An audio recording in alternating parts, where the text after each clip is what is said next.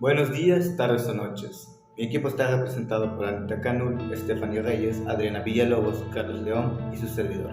El día de hoy vamos a hablar sobre el marxismo y cómo está influenciado en tanto nuestros sistemas económicos y sistemas políticos, así como en su historia, ventajas y desventajas. Antes que empezar con el tema, tenemos que hablar sobre la economía, pero ya no solo como en un aspecto, valga la redundancia, económico, sino más que nada como en un aspecto filosófico. ¿Qué entendemos por filosofía de la economía? Básicamente hace referencia a los aspectos morales de la misma. ¿A qué me refiero con aspectos morales? Básicamente tenemos que entender que la economía, al estar tan arraigada en nuestra sociedad, ya es parte fundamental de la misma, al punto que influyen tanto en nuestras decisiones de manera individual como colectiva. Entonces, en resumen, con filosofía de la economía, hacemos a cómo ésta se involucra con el individuo y con las sociedades. Ahora entendemos como economía centralizada o economía planificada a la economía en la que el Estado es el que toma el papel principal a la hora de producir, consumir y distribuir las riquezas. Entonces, este tipo de economía tiene como tarea el evitar principalmente tanto el enriquecimiento ilícito, el enriquecimiento individual, tanto saltarse este tipo de fallos que tiene nuestra economía actual al ser una economía privada. Obviamente esta, al tener sus fallos, como el confiar demasiado en que el Estado hará un buen trabajo, aún tiene sus falencias y no es implementada correctamente. Sin embargo, no deja de ser una economía interesante que sigue siendo un poco a considerar al momento de tener una economía estable. Teoría de la explotación. En este caso hablaremos de la teoría de explotación marxista. Este capital sostenía una idea de generar productos, venderlos en el mercado y generar ganancias, y por eso se llevaba a cabo dos capitales, que es la capital constante, donde se producían los instrumentos para vender en el mercado, y la capital variable es donde se le pagaba a un obrero y es donde entraban los obreros, pero una cosa muy importante es que los obreros no podían utilizar ninguna herramienta o instrumento de trabajo. Esos obreros se les pagaba por el trabajo que podían hacer vendiendo estos productos.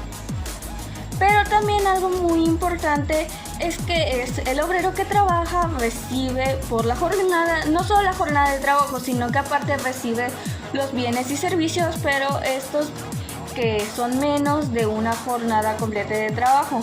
Pero para esto es necesario tres elementos muy importantes, que el primero es explotar a alguien y es utilizarlo a ella como herramienta o un recurso natural.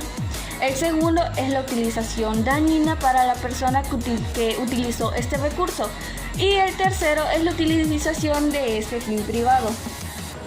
Un dato muy importante es que los marxistas quieren reemplazar el capitalismo por el socialismo, y esto porque creen que las ganancias obtenidas del capitalismo han sido robadas, y con esto comienzan una idea de que originalmente los trabajos no son capitalistas, sino que es el valor de que los trabajadores producían y vendían a todo el salario.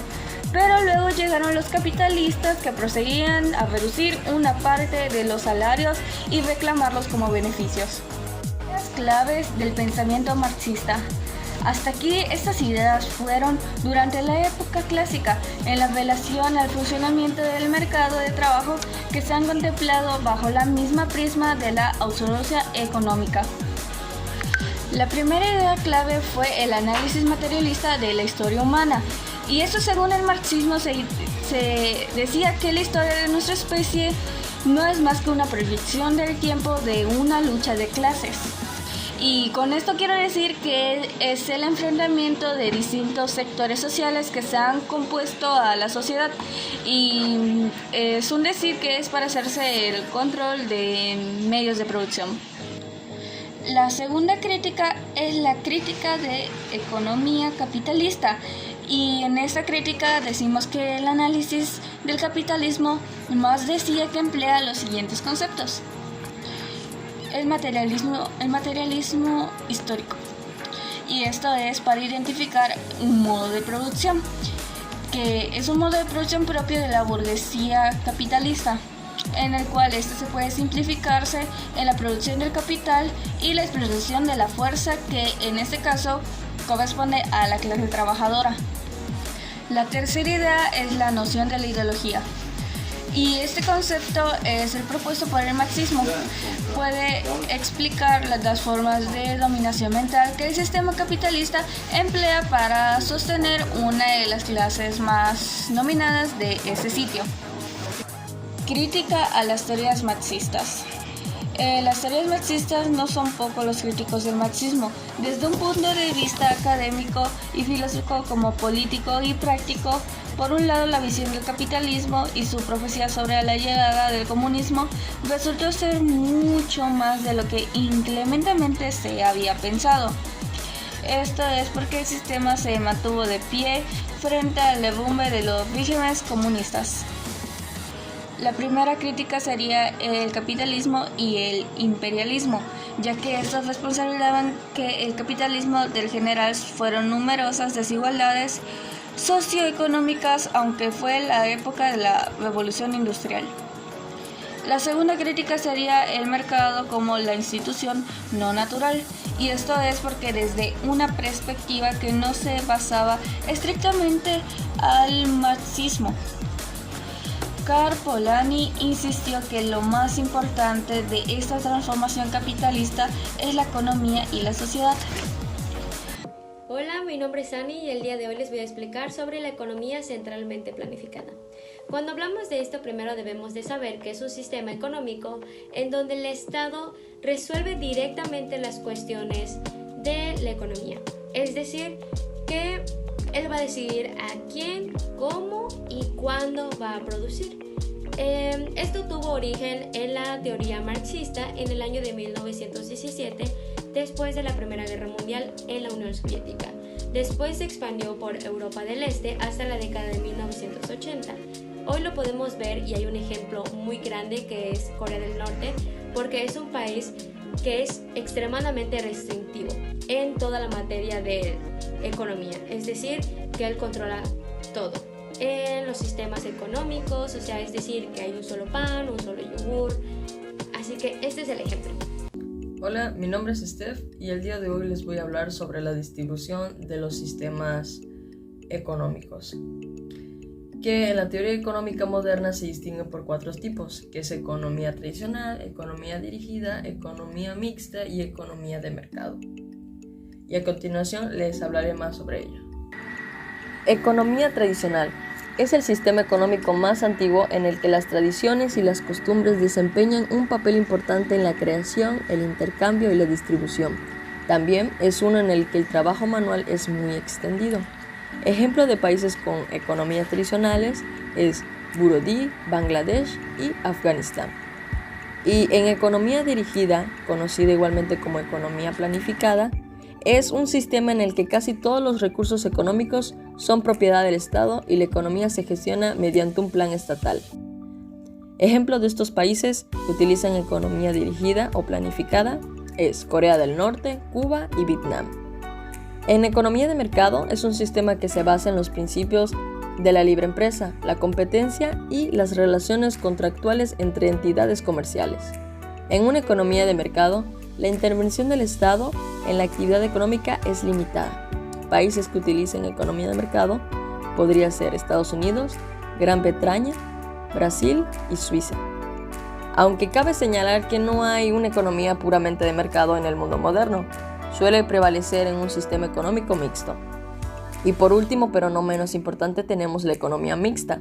Como ya he dicho antes, es un sistema que combina elementos diferentes de sistemas económicos.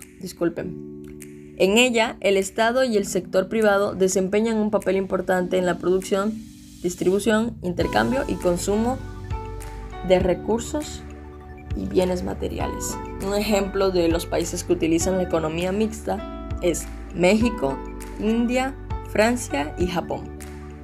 Buenos días, mi nombre es Carlos Eduardo y yo les voy a hablar acerca de la desaparición del dinero.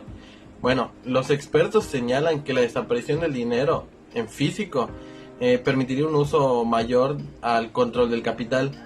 Esto aumentaría la seguridad para los usuarios, que podrían ver reducido el número de atracos y el sistema sería más eficiente.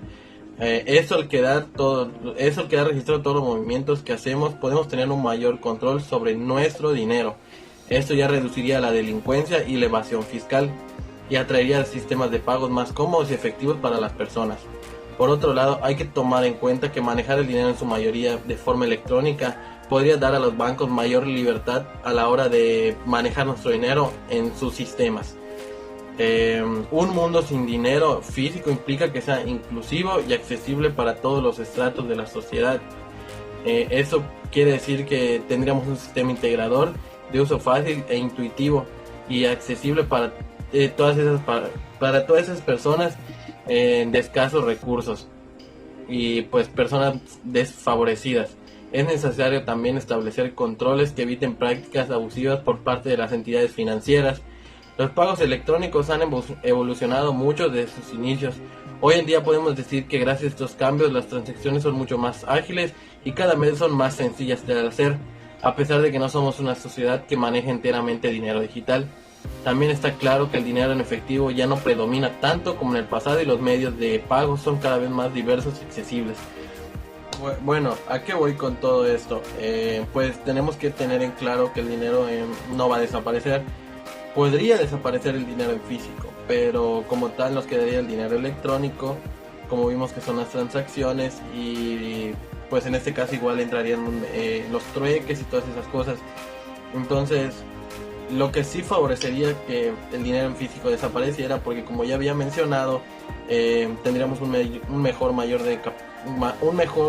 control de capital, y esto de alguna u otra forma le beneficiaría a personas de escasos recursos y personas desfavorecidas. Eso sería todo por nuestra parte. Muchísimas gracias por su atención.